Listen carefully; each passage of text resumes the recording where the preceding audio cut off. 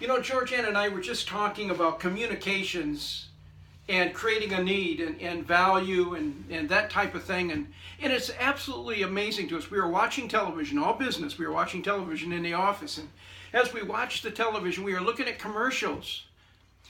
And all of a sudden, we came to the stark realization that every commercial we watched is literally intended to make us feel inferior, not as good as we should look, I should have more here or whatever, or it makes you look insecure.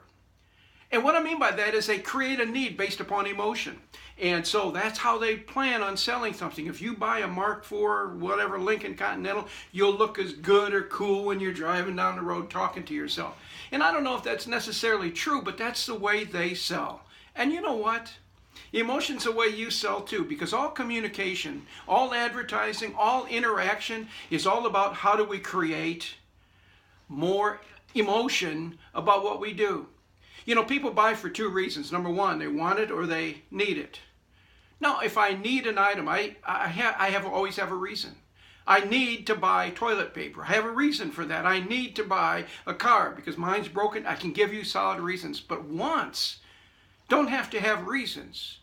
I literally can walk into a store and look at something and go, man, I really want that item. Well, why do you want it? Because I want it. That's why. I mean, that's the entire point. And so the process of when we merchandise stores and when Georgianne look at these stores, we think about how are we creating an environment that creates wants? Because everybody knows how to fill their need, but the wants create the action. And that's emotional selling. And sometimes when we walk into a store, we see displays that don't make any sense whatsoever. Have you looked lately through your own business and said, does this create a need or does this create a want? If it's a need, it's just a reminder. Hey, you need more of this to do whatever you do in your daily life. But if it's a want, you've invited people to dream. You know what? Want things like signage. Signage can really work well. If you use one word, imagine. Imagine making this when you're going home, or imagine this in your living room, or imagine. You know what? It's really tough. Imagine's a powerful word. It invites a cognitive response. So if someone reads a sign that says, imagine an elephant with peppermint striped tusks.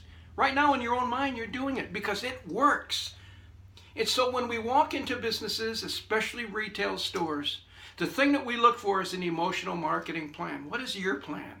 Have you given any thought to when you put a display together right inside the front door on the speed bump there? Or when you set something up on the end of a rack, or you put a rack of clothing together? Are you putting it together thinking as I'm filling a need? Or is it I'm creating a want? And that's something to think about.